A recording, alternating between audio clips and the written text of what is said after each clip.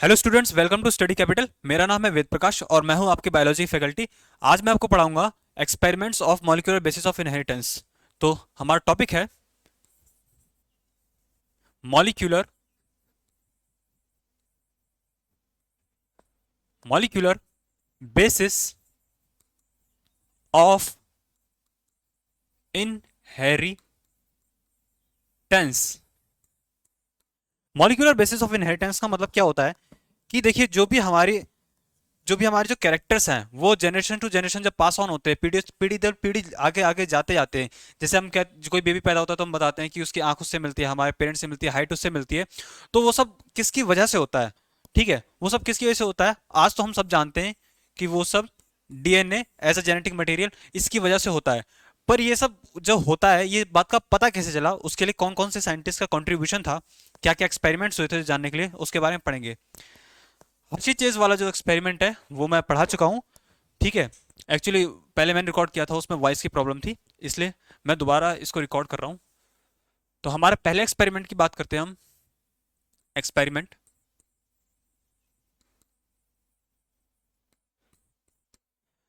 First scientist जिन्होंने किया था, हिज नेम वाज फ्रेडरिक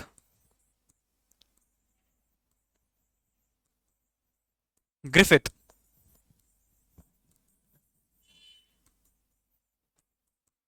पहले जो साइंटिस्ट थे उनका नाम था फ्रेडरिक ग्रिफिथ। तो स्टार्ट करते हैं इन्होंने कैसे किया था। सबसे पहली बात बात है 1928 की। सन याद रखिएगा, वो इसलिए याद रखना है क्योंकि एनसीईआरटी में as as it is mention है और ये पूछा जा सकता है। तो सन 1928 की बात है। There was a scientist called Frederick Griffith.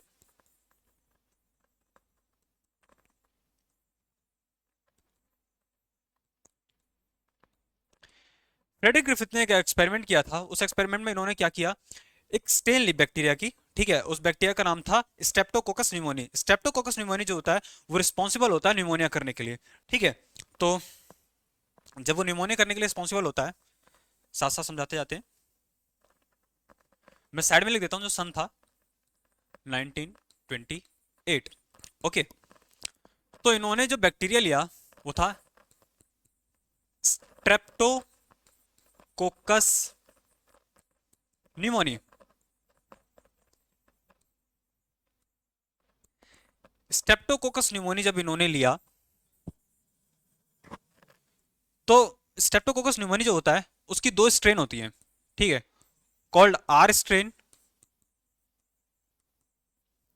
और दूसरी होती है एस स्ट्रेन। ठीक है, स्ट्रेन का मतलब ज्यादा कुछ खास है नहीं। स्ट्रेन से मतलब है मेरा कि दो तरह के होते हैं। आप सबसे सिंपल ये समझ लिए, बहुत ज्यादा टेक्निकल जाने की जरूरत नहीं है। तो स्टेप्टोकोकस न्यूमोनी वाजा बैक्टीरिया जिसकी उन्होंने हेल्प ली थी, जिससे पता लगाने की कोशिश की थी।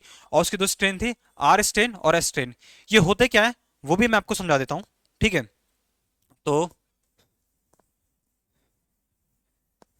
दोनों का डिफरेंस मैं आपको बता देता हूँ कि आर स्ट्रेन और एस स्ट्रेन में सच डिफरेंस क्या है। ठीक है, सबसे पहले R strain, then S strain. ठीक है, आर स्ट्रेन जैसे आर से लग रहा है, इसमें था रफ स्ट्रेन और अगेन स्मूथ स्ट्रेन। ये रफ क्यों है और ये स्मूथ क्यों है? ठीक है, सबसे पहले हम ये जानेंगे कि रफ क्यों है और ये स्मूथ क्यों है। तो हाँ, क्या होता है कि एक पॉलीसेकेराइड की लेयर होती है हेयर, पॉलीसेकेराइड लेयर प्रेजेंट। यहां पर एक पॉलीसेकेराइड की लेयर प्रेजेंट होती है जिसकी वजह से स्मूथ होता है। ठीक है, और यहां पे obviously absence of polysaccharide layer. ठीक है, ये इसका होता है। इसी वजह से, इसी लेयर की वजह से ये पैथोजेनिक होता है। पैथोजेनिक का मतलब होता है कि ये बीमारी कॉज करता है, ठीक है। इसका मतलब ये कि ये जो है निमोनिया कॉज करेगा, बट ये एज सच, बट ये वाला जो है ये नॉन पैथोजेनिक होता है, ठीक है। क्योंकि इसके पास पॉलीसैकेराइड की लेयर है तो ये पैथोजेनिक है और ये वाला नहीं है। इसी वजह से और इसका दूसरा भी नाम बोलते हैं, दूसरा नाम होता है इसका कैप्सुलेटेड स्ट्रेन। इतने नाम मैं आपको इसलिए बता रहा हूँ क्योंकि इसी तरह से इसको बताया जाता है, पूछा जाता है, तो आप उस बात को याद रखेंगे। और ये अगेन नन कैप्सुलेटेड, समझ गए? दिखाई नहीं दे रहा ना? चलिए मैं इसको ऊपर लिख देता हूँ। ये है नॉन कैप्सुलेटेड, समझ गए? तो आर स्ट्रेन क्या होता है, आर स्ट्रेन क्या होता है और एस स्ट्रेन क्या होता है, आपको दोनों में डिफरेंस पता लग गया, ठीक है। ये स्मूथ, इसको स्मूथ स्ट्रेन भी बोलते हैं, इसको रफ स्ट्रेन भी बोलते हैं। इसको स्मूथ इसलिए बोलते हैं क्योंकि यहाँ पे पॉलीसैकेराइड की लेयर होती है और यहाँ पर पॉलीसैकेराइड की लेयर नहीं प्रेजेंट होती है। इसकी वजह से ये पैथोजेनिक होता है ड्यू टू पॉलीसैकेराइड लेयर की प्रेजेंस की वजह से, और ये नॉन पैथोजेनिक होता है, ठीक है। और इसको कैप्सुलेटेड भी बोलते हैं, इसको नॉन कैप्सुलेटेड भी बोलते हैं, समझ गए? तो जब हमारे ये क्लियर हो गया, अब आपको पता है कि कौन पैथोजेनिक है और कौन पैथोजेनिक नहीं है। तो इसकी हेल्प से अब हम, उन्होंने आगे किया एक्सपेरिमेंट को, वो बताता हूँ। क्या किया उन्होंने कि उन्होंने माइस लिए, चूहे। हम सब जानते हैं कि उन्हीं को उन्हीं को बलि का बकरा बनाया जाता है, कैंसर के करना हो उनको जेनिक माउस लेकर के, ये सब चीज़ें। तो उन्होंने क्या किया, चूहे लिए। मेरी ड्राइंग पे मत जाना, उतनी भी अच्छी नहीं है, बाकी आप समझिए खाली, ठीक है। उन्होंने चूहे लिया, ठीक है। और जब उन्होंने चूहा लिया तो उन्होंने इसको सबसे पहले एक इंजेक्शन लगाया, ठीक है। इस इंजेक्शन में था आर स्ट्रेन, ठीक है, आर स्ट्रेन। आर स्ट्रेन जब था तो क्योंकि इनको तब नहीं पता था, बट इन्होंने आर स्ट्रेन लगाया जब उसको इंजेक्शन, तो उसको निमोनिया,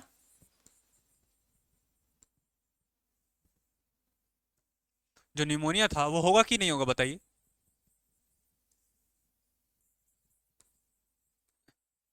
निमोनिया नहीं हुआ, ठीक है, निमोनिया नहीं हुआ। और जो माउस था, या माइस लिख लीजिए, एक ही बात है, ठीक है, माइस जो था वो सरवाइव कर गया, ठीक है। माइस जो था वो सरवाइव कर गया, कोई बात नहीं। तो उन्होंने जब इसे सरवाइव हो गया तो कोई बात नहीं, एक काम करते हैं, अब दोबारा लेते हैं और इसको इस बार एस स्ट्रेन का झटका दो। इन्होंने इसको एस स्ट्रेन का इंजेक्शन लगाया। जब इसको एस स्ट्रेन का इंजेक्शन लगाया तो क्या हुआ कि इसको निमोनिया हो गया, ठीक है, और ये मर गया, ठीक है। इसकी मौत हो गई, मर गया ये, क्योंकि इसको निमोनिया हो गया था तो ये मर गया। उन्होंने कहा चलो कोई बात नहीं, नॉट अ बिग डील, कोई बात नहीं, होता रहता है। फिर उन्होंने किया कि हम सब जानते हैं कि अगर कोई चीज़ होता है उसको बहुत ज़्यादा स्टेलाइज करना हो, या तो उसको गर्म कर दो, उबाल दो, जो भी है, टेम्परेचर हाई कर दो, ठीक है। तो उसके बाद इन्होंने क्या किया, इन्होंने लिया हीट किल्ड,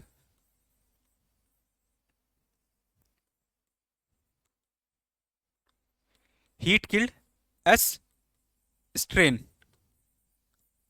क्या किया इन्होंने, इन्होंने लिया heat killed S strain. Heat killed S strain है तो इसका मतलब जो एस स्ट्रेन है वो मर चुका है बकौल इनके मुताबिक, ठीक है। तो रिजल्ट क्या आना चाहिए था, जो निमोनिया था,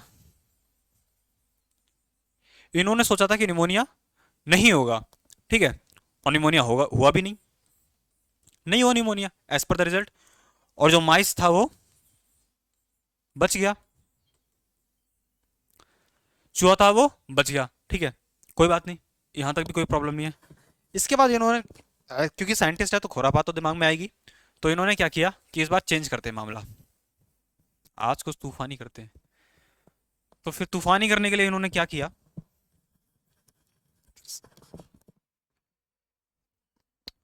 तो इन्होंने क्या किया उसके बाद, इन्होंने फिर से एक चूहा पकड़ा। ठीक है, इन्होंने एक चूहा पकड़ा और उसको इंजेक्शन दिया। ठीक है, उसमें क्या था, एक तो था आर स्ट्रेन। ठीक है, और उसमें था हीट किल्ड एस स्ट्रेन। ठीक है, उन्होंने चूहा लिया और चूहा पकड़ा, उसको लगा R strain, heat killed S strain. R strain से कोई भी बीमारी नहीं हुई थी, निमोनिया नहीं हुआ था। ठीक है, हीट किल्ड से भी नहीं हुआ था। ठीक है, और रिजल्ट था कि भाई निमोनिया नहीं होगा, यही हम कर भी सकते हैं। भाई जब उससे नहीं हो रहा है, उससे नहीं हो रहा है, तो दोनों को मिला के भी क्या ही हो जाएगा। ठीक है, तो इन्होंने क्या किया कि सोचा कि चूहा मर जाएगा, पर भैया जी के साथ प्रैंक हो गया। जो माइस था वो मर गया, निमोनिया इनको हो गया। ठीक है, और माइस डाइड, और ग्रिफिथ साहब उड़ गए। ठीक है, जब इतना हुआ उनके साथ, ये तो हिल गया कि यार ये हुआ क्या, ऐसे कैसे यार, इससे भी नहीं हो रहा था, इससे भी नहीं हो रहा, तो दोनों को मिला हो गया। ठीक है, शक्तिमान है क्या ये कोई? तो कोई बात नहीं, अब जब मर गया तो अब कुछ तो करना, पता तो लगाना है। तो उसके बाद इन्होंने सोचा, बहुत दिमाग लगाया, इधर उधर से किया, सारे एक्सपेरिमेंट ट्राई किए, सब कुछ करके देखा। बेचारे ने बहुत कोशिश कर ली, सर ग्रिफिथ ने, पता नहीं चला उनको। ठीक है, उनको पता ही नहीं चला। और उन्होंने बोला कि देखो, मुझे पता तो नहीं है, बट मैं आपको बताऊं कि ना, ग्रिफिथ सर ने बोला कि समथिंग इज देयर। ठीक है, समथिंग इज देयर, कि जो हीट किल्ड एस स्ट्रेन जो है, ये किसी की हेल्प से, ठीक है, किसी की हेल्प से ये आर स्ट्रेन को, ठीक है, किसको, आर स्ट्रेन को, मार्क माई वर्ड्स में क्या कह रहा हूं, एस स्ट्रेन जो है कुछ तो ऐसा कर रहा है, या इसमें से कुछ निकल रहा है, या कुछ तो ऐसा कर रहा है जिसकी वजह से ये आर स्ट्रेन को एस स्ट्रेन में कन्वर्ट कर दे रहा है। ठीक है, समझ गए? ऐसा हाँ, ऐसा नहीं किया था उन्होंने, मैं पहले बता रहा हूँ, उन्होंने ये नहीं कहा था कि जो हीट किल्ड एसिस्टेन है इसके साथ मिलकर के क्या बोलते हैं वो जिंदा हो गया। ठीक है, ऐसा करण अर्जुन जैसा कुछ नहीं हुआ था कि ये दोबारा जिंदा हो गया। उन्होंने ये कहा कि ये हीट किल्ड एसिस्टेन है, ये किसी की हेल्प से, कोई तो ऐसा है, ठीक है, कोई तो ऐसा मॉलिक्यूल है या कोई तो ऐसा रिस्पॉन्सिबल है जो आर स्ट्रेन को कन्वर्ट कर दे रहा है एस स्ट्रेन में। समझ गए? ये इनका था, कन्वर्ट कर दे रहा है, या यू कहो ट्रांसफॉर्म कर दे रहा है। ट्रांसफॉर्म वाज एग्जैक्ट वर्ड जिससे हुआ था कि ट्रांसफॉर्म कर रहा है। ठीक है, तो क्या कर रहा है, ट्रांसफॉर्म कर रहा है। तो यहां लिख देते हैं ट्रांसफॉर्म, इट्स लाइक ट्रांसफॉर्म। ठीक है, ये जिंदा नहीं हुआ था, मैं पहले बता दे रहा हूं, हीट की रेसिस्टेंस के साथ मिलकर जिंदा नहीं हुआ था, बल्कि ये जो था किसी की हेल्प से आर स्ट्रेन को एस स्ट्रेन में बदल दे रहा था। ठीक है, सिंपल, ओके। तो फिर इन्होंने जो स्टेटमेंट दी, इन्होंने स्टेटमेंट दी ये वाली जो मैंने आपको बताई, ठीक है, एनसीईआरटी में आपको मिल जाएगी, आप पढ़ लीजिए, सेम स्टेटमेंट है। तो जो इन्होंने थ्योरी दी उसका नाम पड़ा ट्रांसफॉर्मेशन प्रिंसिपल।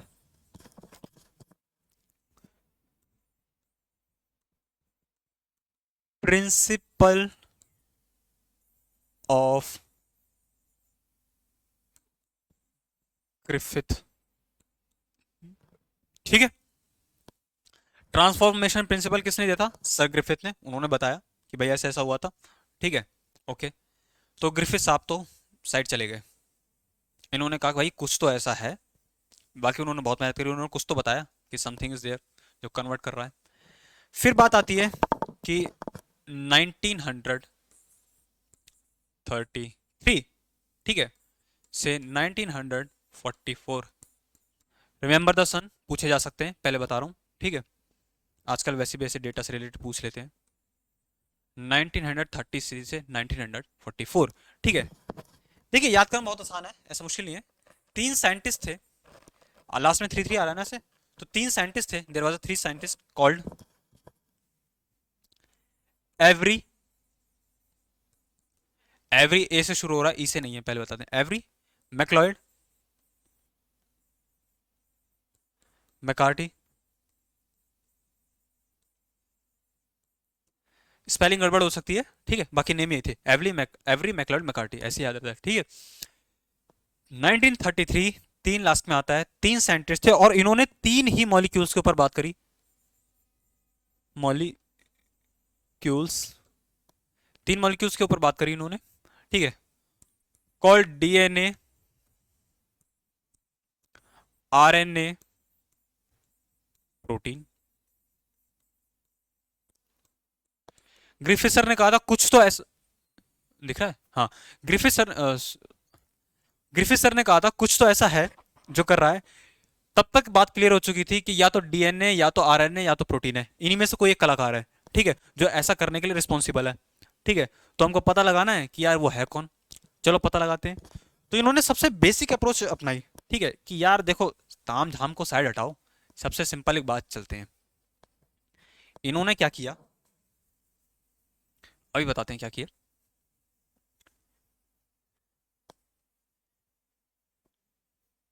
इन्होंने लिए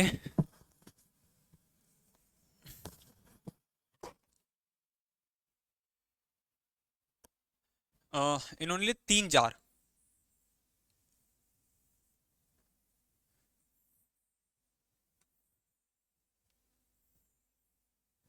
ठीक है, 3 लिया इन्होंने। उसमें डाला, सब में डाला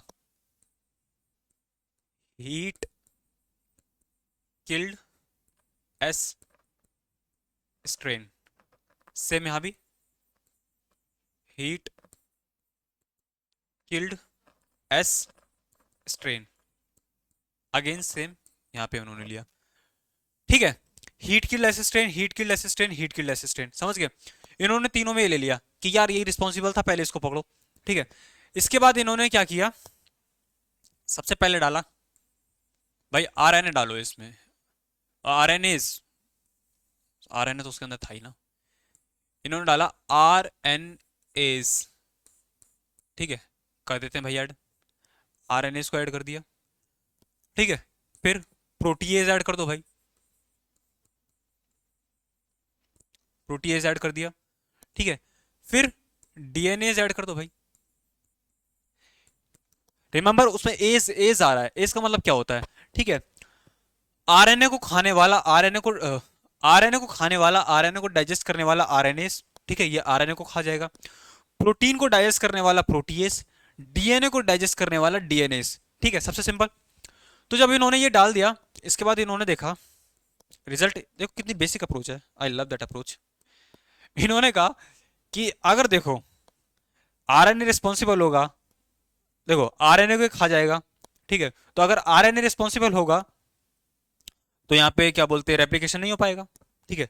ये काम नहीं बन पाएगा, रेप्लिकेशन नहीं हो पाएगा, ठीक है। और अगर प्रोटीन रिस्पॉन्सिबल होगा तो ये प्रोटीन को खा जाएगा, प्रोटीएस, तो यहाँ बात नहीं बनेगी। तो यहाँ क्या हुआ, सबसे सिंपल वर्ड यूज करते हैं, ये आरएनए को खा गया, बट यहाँ रेप्लिकेशन हो गया, ठीक है, यहाँ तो हो गया। इसका मतलब आरएनए तो रिस्पॉन्सिबल नहीं था, ठीक है, आरएनए रिस्पॉन्सिबल नहीं था, क्योंकि यहाँ तो रेप्लिकेशन हो गया, या यूं कहो कि इसका डबल हो गया, या यूं कहो इसकी नई जनरेशन आ गई, ठीक है, जो भी था, इंफॉर्मेशन ट्रांसफर हो गई, या नई न्यू जनरेशन आ गई, या रेप्लिकेशन हो गया, कोई भी बड़ा बोल सकते हैं, ठीक है। मैं रेप्लिकेशन बोल दे रहा हूँ, बस थोड़ा आसान रहेगा, ठीक है।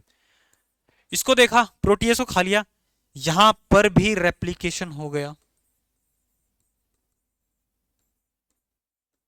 या यूं कोई इनहेरिटेंस हो गया, जो भी कहना चाहो, हो गया। बारी आई यहां की, यहां नहीं हुआ, सबसे सिंपल, यहां नहीं हो, क्योंकि अब तो हम जानते हैं कि डीएनए रिस्पॉन्सिबल होता है, पर यहाँ नहीं हुआ। तब उनको पता चला कि यार देखो, सिंपल सी बात है, इससे आसान तरीके से मैं क्या समझाऊं। उन्होंने बोला देखो भाई हो गया, ये रिस्पॉन्सिबल नहीं, ये रिस्पॉन्सिबल नहीं है, डीएनए रिस्पॉन्सिबल होता है ना, ये जो डीएनए यही रिस्पॉन्सिबल होता है। तो फिर जब इतना हुआ तो उन्होंने कहा ठीक है, और इन्होंने साइंटिस्ट के सामने बात रख दी। तो इनके उसका नाम क्या पड़ा, इनके उसका नाम पड़ा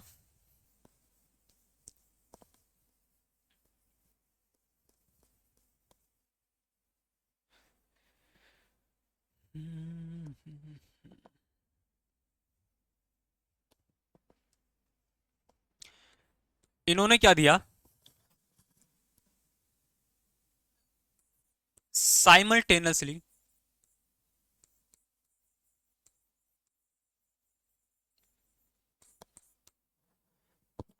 every MacLeod McCarthy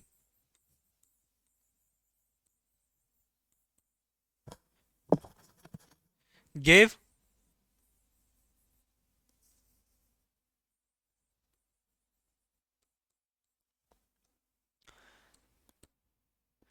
bio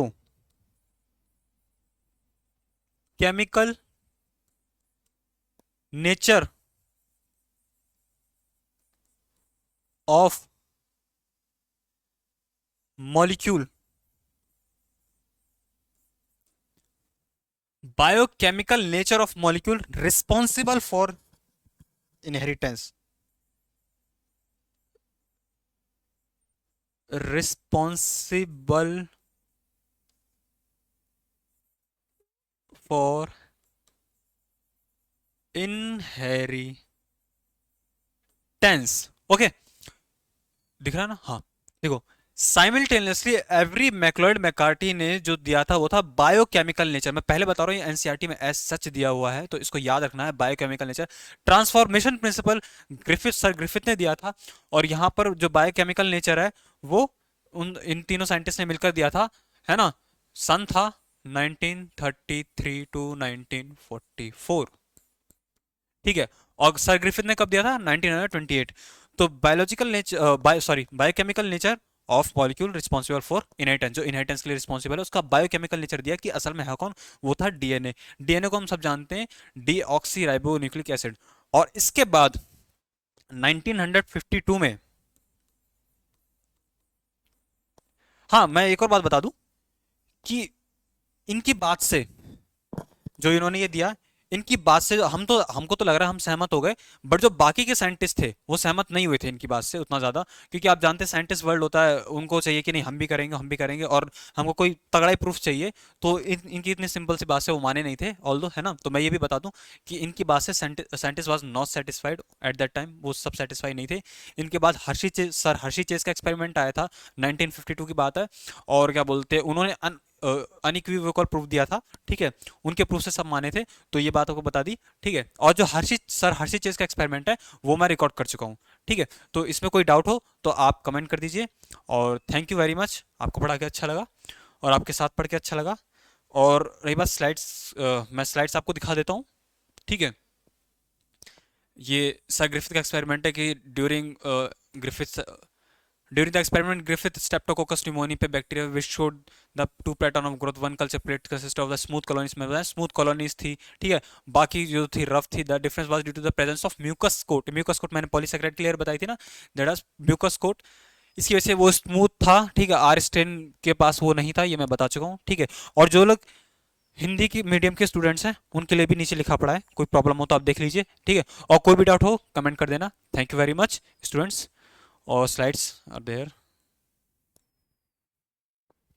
slides आपके पास है, ठीक है।